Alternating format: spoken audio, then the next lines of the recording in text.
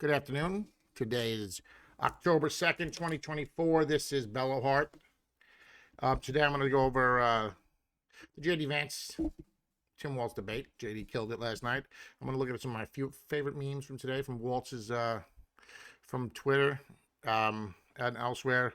And I wanted to, yesterday I had a video about how the hurricane in North Carolina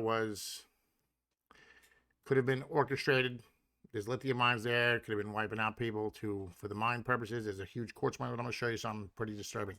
Anyway, welcome to the Great Awakening. Back after this.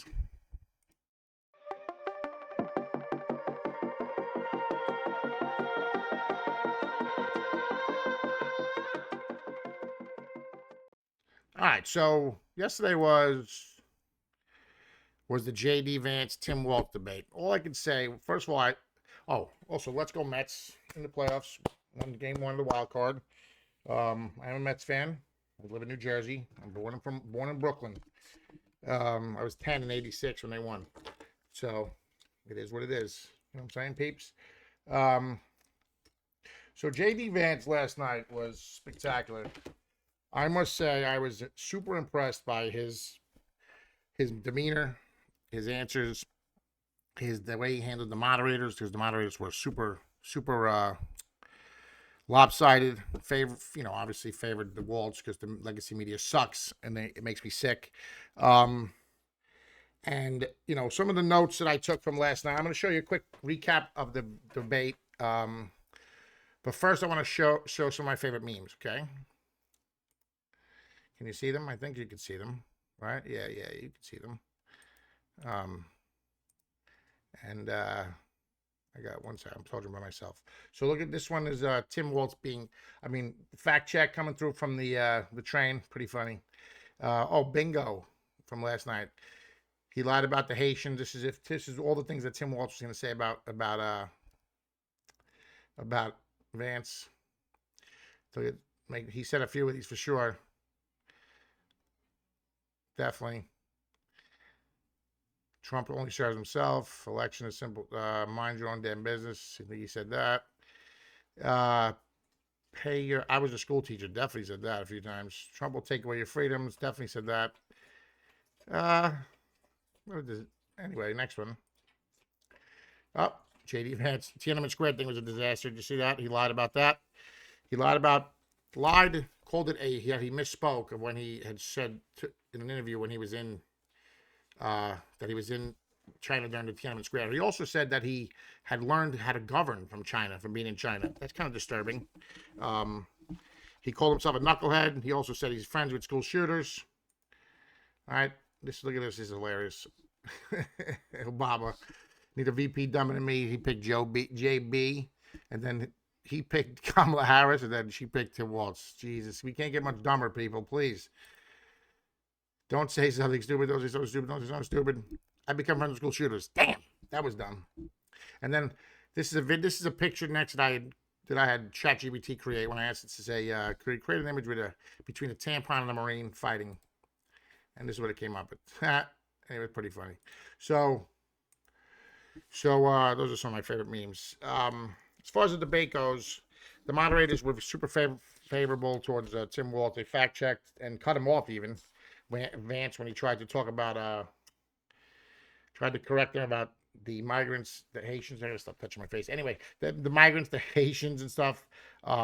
Waltz they just let him just make up stuff. He learned how to govern from China. He said he was friends with. I told you this already.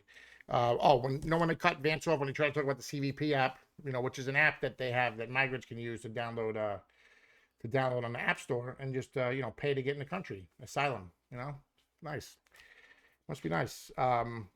Vance, what he did, it was a nice intro, but I'm going to show you a quick recap of the debate.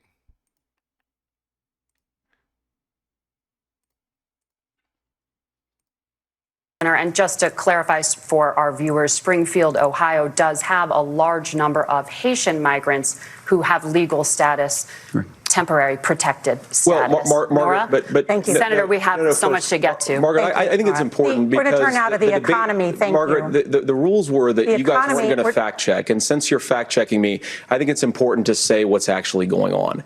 So there's an application called the CBP One app where you can go on as an illegal migrant, apply for asylum or apply for parole, and be granted legal status at the wave of a Kamala Harris open border wand. That is not a person coming in, applying for a green card and waiting for 10 years. That Thank is you, the Senator. facilitation of illegal immigration, Margaret, by Thank our you, own Senator, for leadership. describing the legal And process. She's so condescending. Thank you, Senator. This is his state, for fuck's sake. And his constituents are complaining to him about what's going on over there, and they have the balls to. Thank you, Senator. Thank you for explaining the law and how it works. Oh man, it's so disgusting. Have Kamala so much Harris to get opened up to, that Senator. pathway. Those We have laws so have been on much. the books since 1990. Thank you, gentlemen. The we CBP want to One have. app has not been on the books since 1990. It's something that They cut off his mics. This is disgusting, aren't they? Kamala Harris created, Margaret. Gentlemen, the audience can't hear you because your mics are cut. We have so much we want to get to. Thank you for explaining the legal process. He is still saying he didn't lose the election. I would just ask that. Did he lose the 2020 election? Tim, I'm focused on the future. Did Kamala Harris censor Americans from speaking their mind in the wake of the 2020 COVID situation? That is a damning non-answer. Has she, my party, we've got to do so much better of a job at earning the American people's trust back on this issue where they frankly just don't trust us. And I think that's one of the things that Donald Trump and I are endeavoring to do. I want us as a Republican Party to be pro-family in the fullest sense of the word.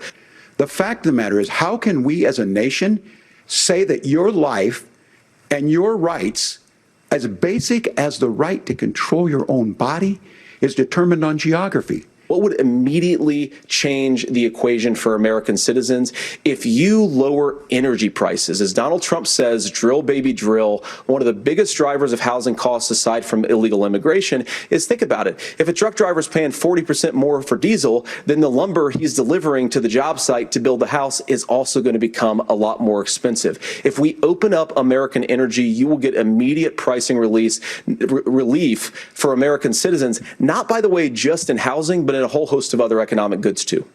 Thank you, Governor. And So that was just want to show you a quick recap in case you didn't get to see the debate. But JD handled himself super well, and he just the way he just I mean it's so he really showed us that he could be president. He made he really made Trump, not Trump, but Waltz look bad. I mean, it was like a chess match. And if you read on his Twitter today, he said he was very nervous, and that he didn't like. And then his pastor sent him a prayer that he said before he went on, because he said on a scale of 1 to 10, I'm nervous. Well, you I was at 11. He said, and he also did introduce himself to the public, which was nice. He I don't know if you guys know, but he did write a book called Hillbilly Elegy. He also made a movie on Netflix, which Hollywood gave him before he became when he was a never Trumper. Then he became a Trump guy. So now they're so pissed off about it. Anyway, I think it's pretty crazy. So anyway, so let's move on from the debate. You can watch the debate if you want. It's all over the internet. The most important thing we got out of it to me was that JD Vance is legit. He knows how to handle himself. He can handle himself in any situation with the media for sure. He is sharp. He is well-spoken. He is intelligent. And he is the future of the Republican Party. I mean, there's no question about it. So if anything, what last night showed was that MAGA is legit. We're for real. Trump has a legitimate running mate and heir to the legacy for his first, and I think that's pretty big. That's bigger than people think. For someone, because everybody keeps talking about this is Trump's last his what's it called? He only has one more term, and so technically he's a lame duck president. And but with JD there, that changes, because last night showed that he can be the president and he could lead, and he knows how to handle himself. And I was very impressed. He's a Marine. He comes from a humble background in Ohio, and I think that he's a solid VP pick for Trump. So anyway, next I want to talk about, I just want to show you guys. Okay, so remember yesterday I did a video, and if you don't, I'll put a link below to the video. Let me take a note. And in that video, it was about the hurricane, right? And it was the guy from TikTok. I think it was Joe @JoeAnybody is his handle. He had said that he did some digging into the area around where the flooding was, and there was these two mines. One was the third largest yield of lithium in the world, and the other one is we have the two most concentrated, like quality-wise, quartz mines in that same area. And supposedly there was some legislation to get more access to the mines, that the people didn't want it because, you know, it causes disruptions to nature and, you know, runoff and whatever else. And especially mining lithium is not exactly that easy or that clean anyway for the environment. So I came across this video about the hurricane, and yesterday I had hinted towards the fact that the hurricane, you know, could have been created, or even if they seeded the clouds while the hurricane was there to create the rain, to make the rain more, so that it did flood. I mean, anything's possible. But I just want you to watch this video. It's 6 minutes long, so hang tight. It's pretty intense. I mean, watch it.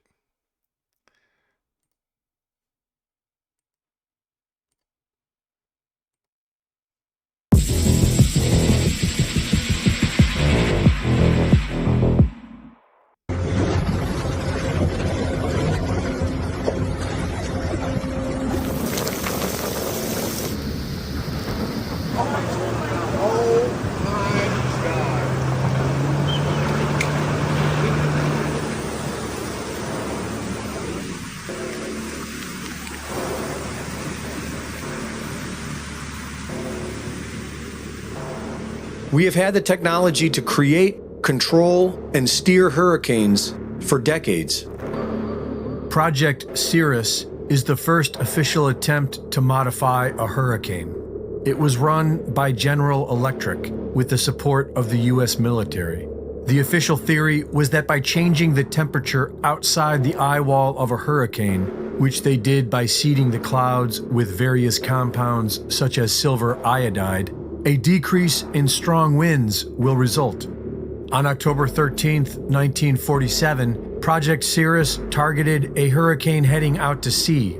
Approximately 180 pounds of dry ice was dropped into the clouds. The crew then reported a pronounced modification of the cloud deck, and the hurricane abruptly changed direction and made landfall near Savannah, Georgia. The public blamed the government. Irving Langmuir, who pioneered General Electric's atmospheric research department and admitted that the project was about learning how to weaponize the weather, also claimed the reversal of the hurricane had been caused by Project Cirrus. But the government denied it for 12 years. After a short delay, the project officially continued, and in 1965, Project Storm Fury had targeted Hurricane Betsy for seeding. On that day, the storm immediately changed direction and made landfall in southern Florida. Congress blamed it on Project Storm Fury, but the government claimed that the hurricane shifted before they ever had a chance to seed it. And after 2 months of congressional hearings, the project was allowed to continue. In 1997, U.S. Defense Secretary William Cohen admitted we have the technology to control the weather, including earthquakes and volcanoes. The U.S. government has placed gag orders on employees of the National Weather Service. In October of 2012, after Hurricane Sandy weakened to a tropical storm, microwave imagery shows a thick red beam immediately followed by Sandy growing into a Category 1 hurricane. And So you see that? Now, a microwave beam that changed Sandy's course. And I live in New Jersey, and that was a direct hit on us. We lost power for 10 days. Crazy. taking an unexplained left turn into New Jersey. The push towards alternative energy demands more lithium, And according to the U.S. Geological Survey, the United States has over 6 million tons of identified lithium resources. The majority of this lithium has been identified in Kings Mountain, North Carolina. Kings Mountain, North Carolina. You know what that is, right? Where the flood is believed to have one of the largest resources in the world. But the biggest problem is that people live there, and they don't want their quiet towns turned into lithium mines. People in Cherville have been pushing against a proposed lithium mine for the last several years, but everyone we spoke with here said it's too divisive of an issue to share their opinion on camera. Cherryville is a small, quiet town. I think that's good that we keep it small. So quiet, many don't feel comfortable speaking out against Piedmont Lithium's proposed mining operation nearby. I think we're a silent majority. I think a lot of people are afraid to say anything about it because they are bringing a lot to the town as far as money. Last year, the Department of Defense entered a $90 million agreement with Albemarle Corporation. Now read that at the bottom. Kings Mountain will be operational between 2025, which is when? Next year, and 2030. Made a deal with our Department of Defense from last year. Ah, man, dirty government. To increase domestic production of lithium for the nation's battery supply chain, specifically from Kings Mountain, North Carolina, starting by 2025. This is the same area experiencing what is being described as biblical floods. While the federal government spends billions on foreign wars and illegal immigrants, they simply cannot be bothered with the health and well-being of the American people, especially those living on coveted mineral-rich land. Reporting for InfoWars, this is Greg Reese.